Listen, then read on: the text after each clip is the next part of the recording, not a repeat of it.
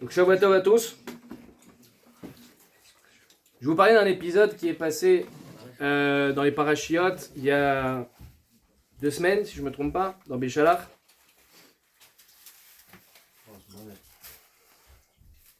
La semaine dernière, Hazak. Tout à fait. Il y a 1 semaine. Il y en a qui suivent, plus que moi. Exact. Il y a un épisode intéressant dans la paracha là-bas. C'est le moment où Moshe, il tape sur le rocher. Vous savez, les Béné Israël, ils s'échappent d'Égypte, s'enfuient. Ils sont devant la mer Rouge, ils passent la mer Rouge. Et ensuite, ils veulent manger. On leur envoie la manne. Et puis, ils ont soif. Ils ont tellement soif qu'ils se plaignent et ils disent on aurait mieux fait de rester en Égypte. Si c'était pour mourir de soif dans le désert, bon, ils se plaignent, Betitzo. Ils sont inquiets, très inquiets, alors qu'ils viennent de voir tous les miracles qu'on a pu traverser, mais ils sont inquiets quand même. Ils s'inquiètent pour de l'eau. D'accord, Hachem il ouvre la mer en 2, mais ils s'inquiètent pour de l'eau. Bon, ça c'est un autre sujet. En tout cas, ils s'inquiètent et là Hachem il dit à Moshe Rabbeinu, tu vas prendre ton bâton, tu vas frapper sur le rocher, et il y a de l'eau qui va en sortir. Ok. Qu'est-ce qu'il nous dit Rashi dessus? Parce que la question elle est comme ça. Comment ça se fait que Moshe, que Hachem, il devait utiliser ce bâton? C'était quoi ce bâton? Ce bâton on le connaît bien. C'est le bâton qui a été utilisé pour les 10 makot. Et en fait, Rashi explique sur place que les Béné Israël, ils disaient sur ce bâton que c'était un bâton de malheur. Eh ouais. C'était le bâton de malheur. Maté Shel Pouranout. Le bâton de malheur. Pourquoi le bâton de malheur? Parce qu'ils ont vu tous les malheurs qu'il a apportés sur les Égyptiens. C'est un bâton qui envoie la grêle, c'est un bâton qui fait la peste, c'est un bâton qui fait des épidémies, qui envoie des grenouilles, qui change l'eau en sang. C'est un bâton de malheur. Donc,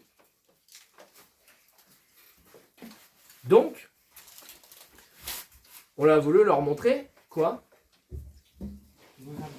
Que c'était un bâton de bonheur. C'est quoi cette histoire ici? C'est quoi cette histoire? Rashi, il veut nous dire quoi? La Torah, elle veut nous dire quoi? On pensait que c'était un bâton de malheur, maintenant on te dit que c'est un bâton de bonheur. En fait, la Torah ici, elle veut que tu comprennes. Rashi, il te dit ici, un bâton rabotaille. Écoutez bien, un bâton ne peut faire ni le malheur, ni le bonheur. Toi, tu t'es dit, en voyant ce bâton qui a amené les 10 makot, tu t'es dit quoi? Tu dis, ah, c'est un bâton qui fait le malheur. C'est un bâton qui crée du malheur. Ah! Tout d'un coup, c'est un bâton qui crée du bonheur. Alors, c'est quoi ce bâton? C'est un bâton de malheur ou c'est un bâton de bonheur? C'est juste un bâton. C'est-à-dire que ce bâton, c'est quoi? C'est rien. Ce bâton, il amène quelque chose? Rien. Pourtant, les Béné Israël, ils en étaient sûrs. Ils étaient sûrs que c'était un bâton qui a amené du malheur. Et là, on te dit, mais regarde Rabotaï. C'est un bâton qui peut amener du bonheur. Donc c'est un bâton qui est quoi finalement? C'est rien. C'est rien du tout. Tu t'es attaché à une définition et tu te rends compte que cette définition, elle représente quoi? Elle représente rien. C'est faux ce que tu crois.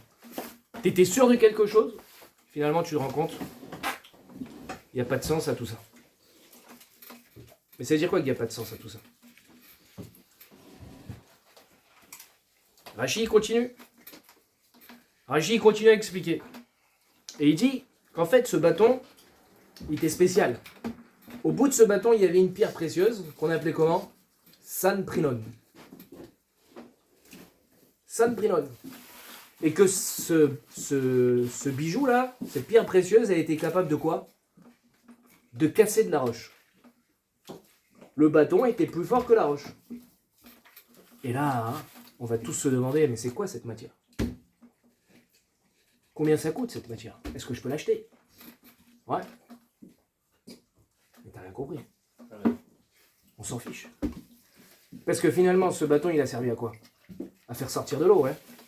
T'as déjà vu un bâton qui fait sortir de l'eau, toi? On a rencontré dans ta vie des bâtons qui font sortir de l'eau? Des bâtons très durs, même? Non. Alors, qu'est-ce que je dois apprendre de cette histoire? Le bâton, pas de définition. Tu croyais que c'était un bâton de malheur, c'est un bâton de bonheur. C'est un bâton de bonheur, c'est un bâton de malheur. Ce bâton-là, ce même bâton que tu croyais avoir compris, il y a un truc dessus qui s'appelle San Prinon. Et toi, tu vas commencer à t'intéresser. Je vais devenir le professionnel de San Prinon. Je vais regarder les midrashim sur San Prinon pour comprendre c'est quoi ce San Prinon qui casse les pierres. Et t'as rien compris. Parce qu'en plus de ça, ce bâton, il fait quoi? Il fait sortir de l'eau. Tu vas perdre ton temps, mon ami. Tu connais un bâton comme ça dans ta vie? Tu as déjà rencontré un bâton qui déjà casse la roche, mais surtout, qui fait sortir de l'eau. Pardon? Non, j'ai des Harry Potter. Et donc, la réponse à cette question à Bretagne, de à quoi, qu'elle nous veut cette histoire, c'est que tu te demandes, à ce moment-là, en vérité, la réponse. Et pourquoi pas l'eau? Pourquoi pas l'eau? Effectivement. Il y a de l'eau qui sort d'un rocher, pourquoi pas? La Torah, elle veut que tu comprennes pourquoi pas l'eau. De toute façon, tu peux t'attacher à rien dans cette histoire. Tu peux t'attacher à aucune chose claire. Tu veux t'attacher à la définition de c'est quoi ce bâton? C'est un bâton de malheur. Il a envoyé les 10 macotes. Ah! En fait, non, raboté, on s'est trompé, c'est un bâton de bonheur. Mais attends, il y a une pierre dessus. San Prinon, c'est quoi cette pierre? Ça va t'avancer à quoi? Ça va t'avancer à quoi à comprendre ça? À rien. Alors pourquoi la Torah nous en parle? Pour que tu comprennes une chose. Pour que tu te poses la question, en vérité, l'eau qui sort de ce rocher, pourquoi pas? Ouais, ça peut sortir d'un rocher en fait. L'eau, elle vient pas du rocher. L'eau, elle vient parce que tu en as besoin. L'eau, elle vient parce que Dieu, il a décidé que tu en avais besoin. Donc, peu importe d'où elle vient, l'eau. Pose-toi la question, pourquoi pas l'eau? Quelqu'un, il te dit, mais attends. San Prinon, ce bâton, on va essayer de... Il n'y a pas de lien, mon pote. Ce bâton, je sais pas ce que c'est. San Prinon, je sais pas ce que c'est. Et de toute manière, même si je sais ce que c'est, il y a de l'eau qui sort du rocher. Donc, on n'a rien compris. Vous comprenez ce que je dis pour l'instant? On n'a rien compris. Donc en fait, ce qu'il faut comprendre ici, c'est qu'il n'y a rien à comprendre. La seule chose qu'il faut comprendre, c'est d'accepter et de dire, pourquoi pas l'eau? Pourquoi pas l'eau? Ouais. Pourquoi il y a de l'eau? Parce que tu en as besoin. De toute manière, tu vois bien qu'il n'y a pas de suite logique dans cette histoire. Donc si tu as de l'eau, c'est parce que tu en as besoin. Tu vas pas t'attacher maintenant à comprendre et à chercher un bâton qui casse un rocher et qui fait sortir de l'eau. Vous pouvez chercher la bouteille. Si vous en trouvez un, ne m'appelez pas. Je n'ai pas de temps à perdre, ça n'existe pas. Perdez pas votre temps. Perdez pas votre temps à comprendre c'est quoi le San Prinon. De toute façon, tu vas comprendre c'est quoi le San Prinon. Ça n'existe pas, mon pote. Mais même si tu trouves ce que c'est un San Prinon, ce San Prinon, il a fait quoi? Il a fait sortir de l'eau du rocher. Tu vas trouver un rocher qui fait sortir de l'eau? Non. Alors pose-toi la question, pourquoi pas l'eau?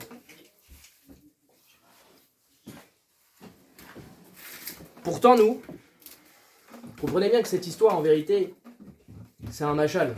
La Torah, toute la Torah, c'est un machal. Et cet épisode-là, dans notre vie, c'est un grand machal. On a tous envie, en tant qu'être humain, de donner des définitions aux choses. Ça apporte le malheur. Ça apporte le bonheur. Ce travail, ça rapporte. On a envie, en fonction des situations qu'on a vécues dans notre vie, on a envie de donner une définition, on a envie de déduire des choses et de les clarifier pour ensuite pouvoir avancer. On va se donner des repères comme ça. Et on va dire, ça c'est bien, ça c'est pas bien. Ça rapporte, ça fait perdre. Ça fait mal, ça fait du bien. Parce que je l'ai vécu, et donc je donne une définition aux choses. Et ça me rassure de donner une définition aux choses. Mais l'histoire là, elle te dit quoi? Elle dit, mais le rocher, il donne de l'eau, mon pote. Quel repère tu as maintenant dans ta vie? Toutes ces choses-là que tu cherches à définir au cours de ta vie pour te rassurer, tout ça, c'est faux. C'est ça qu'elle nous dit, cette histoire. Hachem, il veut que tu comprennes, c'est faux. Tu as des repères? Tu n'as aucun repère. Regarde, le rocher, il donne de l'eau. C'est clair, ça, pour toi? C'est normal? Non. Le bâton, c'est un bâton de bonheur ou un bâton de malheur? Tout de suite, les Bnei Israël, ils ont voulu dire, ça, tu sais ce que c'est un bâton de malheur. Ça, ce travail, ça rapporte. Aujourd'hui, ça rapporte, demain, ça rapporte pas. Il n'y a pas de règle, rabotage.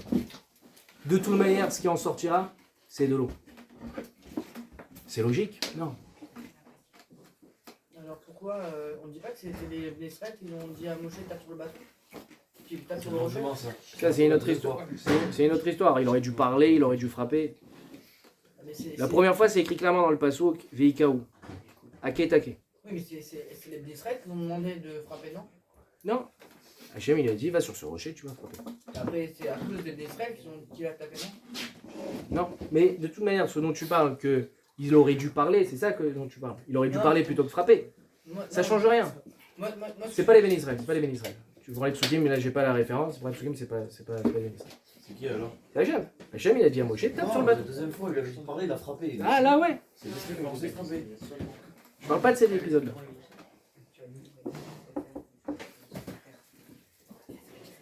Maintenant, il faut comprendre pourquoi l'homme s'attache à ce genre de phénomène. L'homme, il veut s'attacher à des choses où il a l'impression de pouvoir les définir.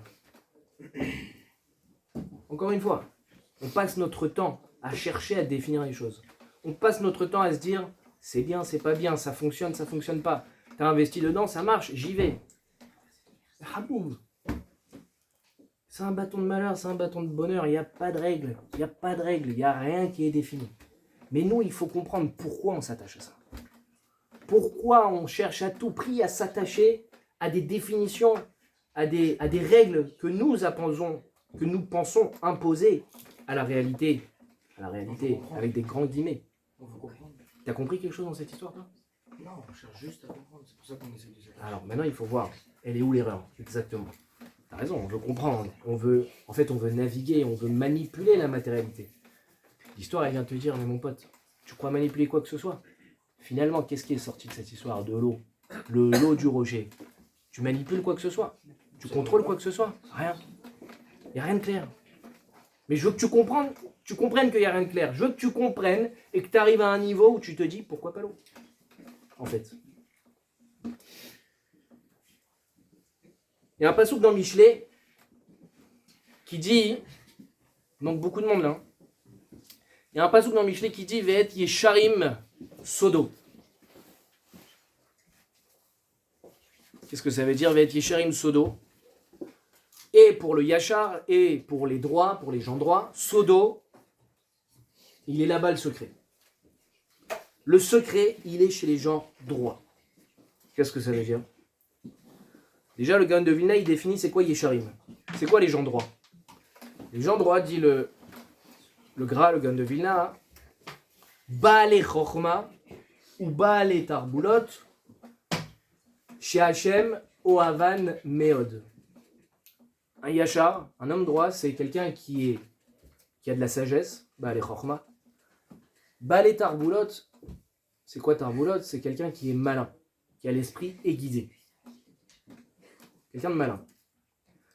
Et dont Hachem, chez Hachem, Ohavan Meod. Ça, c'est des gens que Hachem aime beaucoup. Le secret, il est chez eux. Le secret des choses, le secret de la vie, il est chez eux. Qu'est-ce que ça veut dire? C'est-à-dire qu'il suffit d'être quelqu'un de malin, d'être quelqu'un d'intelligent. C'est pas ça que ça veut dire. De quoi on parle ici quand on parle d'intelligence? L'homme sage, l'homme malin, c'est celui qui sait naviguer dans la société sans jamais se faire attraper. Par qui? Par la société. Qu'est-ce que ça veut dire? En fait, il faut comprendre qu'il y a des gens emprisonnés et il y a des gens libres. Et vous avez compris que le Yachar, c'est celui qui est libre. Pourquoi il est libre? Parce qu'il n'a jamais accepté de se soumettre à cette société. Qu'est-ce que j'entends dire par société? Société, c'est notre monde. C'est quoi notre monde? C'est la matérialité. Vous voyez le fonctionnement, comment le monde fonctionne. Nous, on est soumis à ça. Nous, on se soumet à ça. Nous, on veut rentrer dans ce système. Nous, on veut accepter les règles de ce monde. Le Yachar, jamais tu le verras investir dans quelque chose parce que les gens ont dit ça marche. Il s'en fiche, lui. Parce qu'il sait très bien que le monde en vérité ne fonctionne pas comme ça. Je crois que tu allais dire un chacham, un bal tarboulotte. Là, le bitcoin, ça monte. Qu'est-ce que tu me parles? C'est quoi le bitcoin? C'est un bâton de malheur ou c'est un bâton de bonheur? Ça sert à rien. De toute façon, il y a de l'eau qui en sort. Il y a du sens à ça? Il n'y a pas de sens à ça. Ça ne veut rien dire. Alors qu'on va essayer d'investir dans n'importe quoi. Complètement. Dans du shaker. On va expliquer ça. On va rentrer plus dedans. Mais en tout cas, ceux qui ont accès, ceux que Hachem aime beaucoup, c'est ces Baal Chochma, c'est Baal et Chochma et c'est Baal et Tarboulot, ces gens malins, ces gens sages, qui ne se font pas avoir par ce qui nous entoure. Les gens qui sont au-dessus, bien au-dessus, ils sont libres. Ils sont libres. Ils font quelque chose parce qu'ils le veulent. Pas parce qu'on leur a dit de le faire. Pas parce qu'on leur a dit que ça fonctionne. Ils ont réfléchi, ils veulent faire quelque chose, ils pensent que c'est ça qu'il faut faire, ils le font. Le système, c'est eux. C'est pas le monde.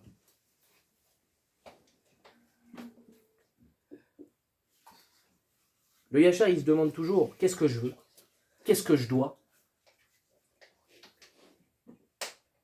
Mais il n'est jamais en train de se demander dans quoi les gens investissent, vers quoi les gens se dirigent. Le Yachar, il sait très bien que le bâton, c'est ni un bâton de bonheur, ni un bâton de malheur. C'est rien.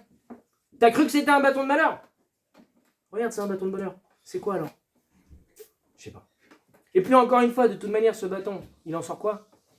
Il a tapé le rocher, ouais. Il y a de l'eau qui est sortie. Et toi, tu t'es dit, je sais dans quoi j'investis. Il y a de l'eau qui en sort, mon pote. T'en sais rien. T'en sais rien, mais parce qu'il n'y a rien à savoir. Pourquoi il n'y a rien à savoir? Le Myrtev, il y a où? Écoutez bien ça, vous allez voir, ça va vous faire décoller.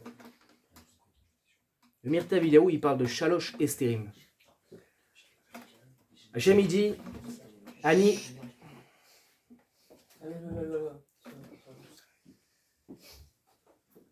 Hachem, il dit, Ani Esther, Estir et Panaï. Je vais voiler ma face. C'est quoi? Myrtev Yahu, il parle de 3 Estérim. Vous allez voir, c'est flippant. C'est pas des choses qui sont faciles à entendre. Parce que ça chamboule toute notre vie, toutes nos croyances, tout ce dans quoi on croit. Premier Esther. Esther, c'est quoi? Pardon. Esther, c'est les choses cachées. Il y a 3 choses qui cachent. 3 choses qui font que les choses sont cachées. 3 choses qui font qu'on ne comprend pas en fait. On croit que, et en fait on n'a rien compris. La première chose, on va même traduire par Esther, par mystère. Pas pour le jeu de mots, c'est parce que les choses créent le mystère. Le premier Esther, c'est le Esther de la Anochiout. Anochiout, Anochi, je. Hachem, il s'est caché, premièrement, parce qu'il t'a donné le sentiment d'être quelqu'un. Il te donne la possibilité de dire je suis, je pense. Fais attention à moi, ne me parle pas comme ça.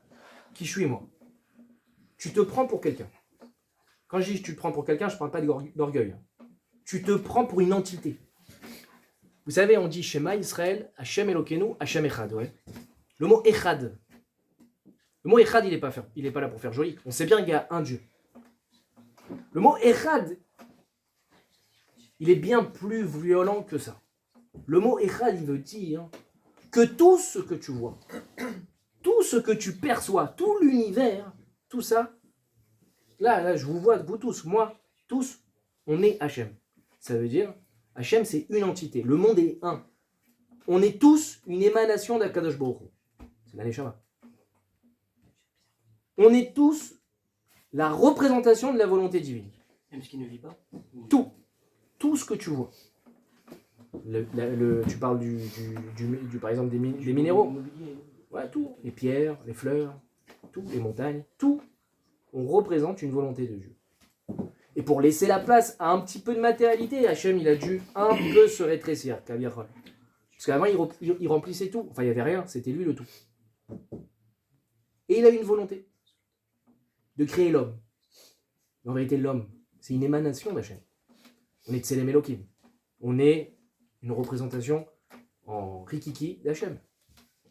Hachem, il a soufflé une part de lui, Keilou, en nous.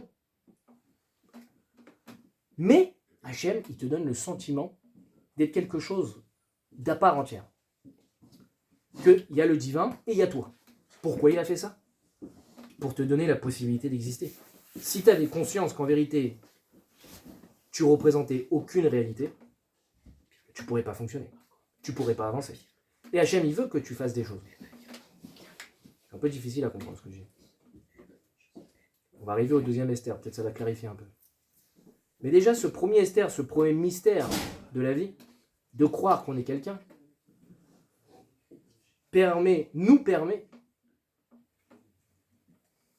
de nous positionner, nous permet d'agir. Parce qu'encore une fois, si on avait la conscience qu'en vérité on était une émanation d'Hachem, on ne pourrait pas fonctionner. Par contre, ne croyez surtout pas que vous n'êtes pas relié au divin. Ça reste un Esther. Ça reste une illusion. Et le problème, c'est que l'illusion, nous, on la prend comme une réalité. Il est là le problème. C'est le mystère. Nous, on doit utiliser le mystère, l'illusion, pour avancer. Mais on ne doit pas croire au mystère. Deuxième Esther, c'est le Esther de la Bechira. L'illusion d'avoir le choix. Je dirais que je fais tomber à l'eau tous mes shiurim sur la Bechira. L'illusion de la Bechira. Tu crois que tu as le choix. Tu crois que tu as le choix. Tu crois qu'il y a deux chemins. Il y a un chemin. Peut-être qu'il y a un chemin. L'autre chemin, il n'existe pas. Mais ceux qui ont Il ne mène à rien. les Réchaim, du coup, Mais c'est pas un chemin. ils n'avaient pas le choix. C'est pas un chemin, c'est du vide. Ils avancent dans le vide. C'est rien. Ça ne représente rien. C'est un chemin. Tu crois que tu as le choix, hein, dans le sens où tu crois qu'il y a deux chemins possibles. Il y a un chemin qui existe, l'autre c'est le Que vide. c'est bon d'avoir L'autre c'est du vide, c'est du shaker, il n'existe pas. C'est pas Hachem, c'est rien. C'est autre chose. C'est autre chose, ça s'appelle le vide. Tu avances dans le vide. Il y a autre chose à part Hachem. Il n'y a rien. C'est le vide. C'est Hazak. le choix, c'est Hachem qui l'a mis. Non, tu crois que tu as le choix. Hachem il t'a donné l'illusion d'avoir le choix. Choix dans le sens où on aura réussi avec ça. Parce que sinon, c'est quand même quelque chose qui existe. Si je rentrais dans le Inyan de la Bechira, on peut dire, si vous voulez, que ton choix, concrètement, n'est réel que dans ta pensée. Dans le sens où tu peux choisir de faire du bien, tu peux choisir de faire du mal. Le mal, ce que j'appelle le vide, c'est rien le mal. Enfin, je veux dire, c'est pas quelque chose qui existe réellement.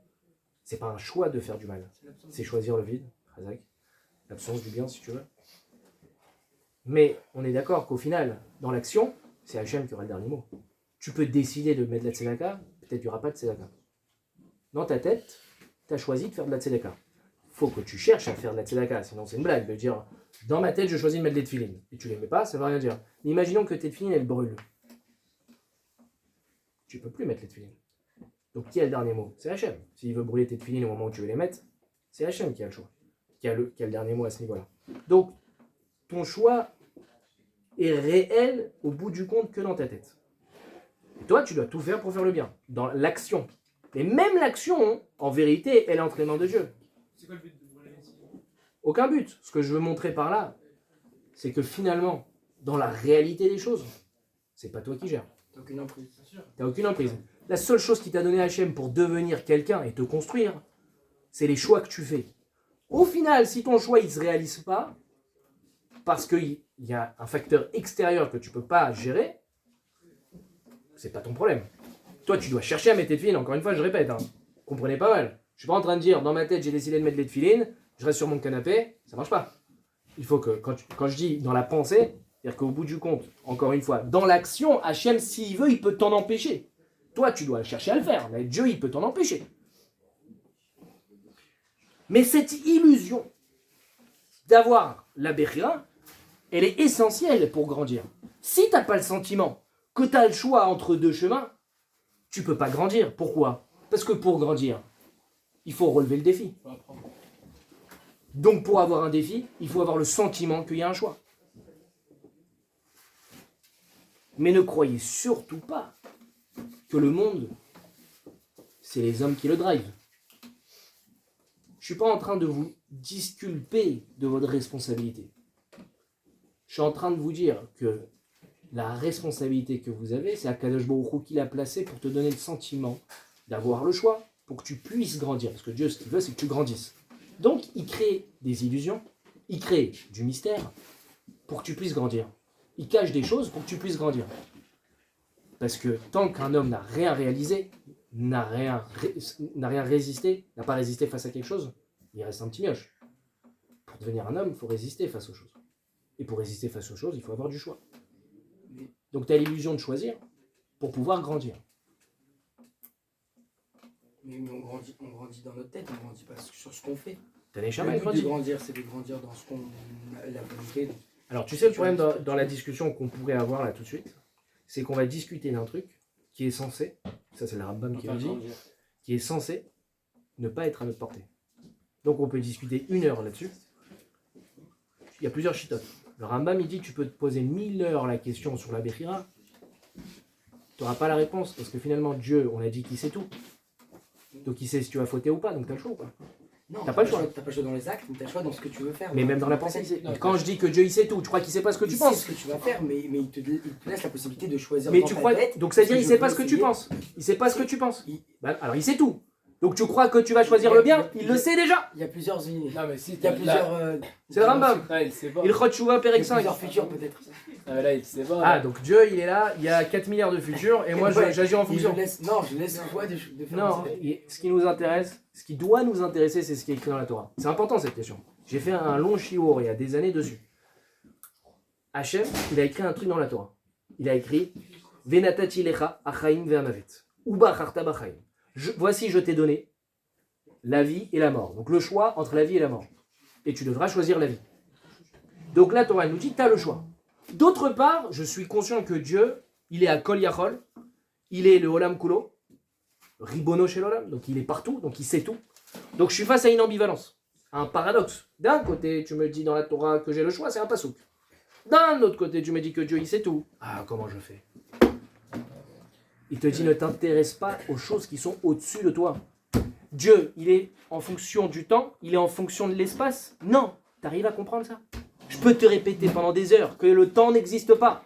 Le temps, c'est une création. Là-haut, le temps n'existe pas, on est d'accord? J'entends l'information, je la comprends pour autant? Je la comprends pas. Et je peux passer des années et des années à chercher à comprendre. Je ne peux pas, mon cerveau n'a pas été créé pour comprendre une notion pareille. Donc pose-toi la question, il y avait quoi avant le monde? Tu peux savoir? Non. Celui qui se pose ces questions-là, c'est un idiot. Il a du temps à perdre. Donc on doit tout accepter comme ça. Ah, il y a rien. Tout? Non. Tu dois comprendre la Torah. Hachem, il savait. Pas comprendre des choses qui te concernent pas. Pourquoi bizarrement on s'intéresse qu'aux choses qui ne nous concernent pas? Il y a beaucoup de gens qui s'intéressent au Gilgulim. Parce que c'est ce qu'on ne comprend pas. Bizarrement. C'est pas ça qu'on comprend pas. C'est les choses qu'on pourra pas comprendre. Mais Dieu il t'a pas dit de comprendre ça. Dieu il t'a demandé de comprendre Baba Kama, Baba Metzia, Baba Batra. Il t'a pas demandé de comprendre le temps, pas le temps. Moi c'est ce que j'en ai déduit. L'être humain peut déduire, peut comprendre que l'homme n'est pas soumis au temps puisqu'il est à Kadosh Baruch Hu. Et à Kadosh Baruch Hu, on sait que il est limité par rien. Donc j'en déduis qu'il n'a pas la soumission au temps, qu'il n'a pas la soumission à l'espace. Toi tu comprends ça? Non. Mais pourquoi je me pose la question là-dessus? Ça sert à quoi? Dieu il t'a dit dans la Torah, c'est ça qu'il faut étudier. Étudie la Torah, n'étudie pas des choses qui servent à rien. Ça va te changer quoi? T'as le choix. Dieu il te dit t'as le choix. Mais non, Mirtavio il te dit ça juste. Ne reste pas bête. Le choix que tu as, c'est une illusion. Et c'est pas grave. L'essentiel, c'est que ça t'aide à grandir. Ça te change quelque chose? Non. Ça te change que ça te sert à grandir. Ne crois pas, pour pas que tu sois bête, que tu fais ce que tu veux. C'est une illusion, c'est un Esther. D'accord? Utilise-le pour grandir. Demain, tu vas réfléchir, je me lève à la file à l'heure ou pas? Tu vas te lever à l'heure, C'est déjà. t'as grandi. Après, est-ce que tu avais réellement le choix ou pas? Ça te change quelque chose? Face à la Avera, tu vas te dire, en fait, Dieu, de toute façon, il sait ce que je vais faire, donc je choisis la Avera. Jamais de la vie. Razak. Donc, qu'est-ce que tu fais? Tu choisis la mitzvah. Ça te change quelque chose? Non. Moi, je suis en train de vous dire un truc. Je suis en train de vous dire que l'homme, il est bête parce qu'il veut vivre dans l'illusion. D'ailleurs, la troisième illusion, la plus facile à comprendre, c'est quoi? C'est le Teva. J'en ai fait 3 shiurim dessus presque. Le Teva, troisième Esther, troisième mystère, troisième illusion, c'est de croire que quand je plante une graine, la plante est obligée de pousser. Parce que c'est comme ça. C'est faux. C'est Dieu qui le fait. Il se cache derrière tout ça. Il se cache derrière le soleil. Il se cache derrière la plante. Il n'y a pas de règle. Tout est un miracle. Il n'y a pas de cause à effet. Ça, on a parlé 2 heures dessus. C'est les 3 estérines. Et à cause de ces 3 mystères, de ces 3 illusions, on devient bête. Pourquoi on devient bête? Parce que nous, C'est la réalité. on a peur. On a peur de sortir de ça. On a peur de vivre au-dessus de ces illusions. Parce qu'on a peur, c'est parce qu'on s'est habitué.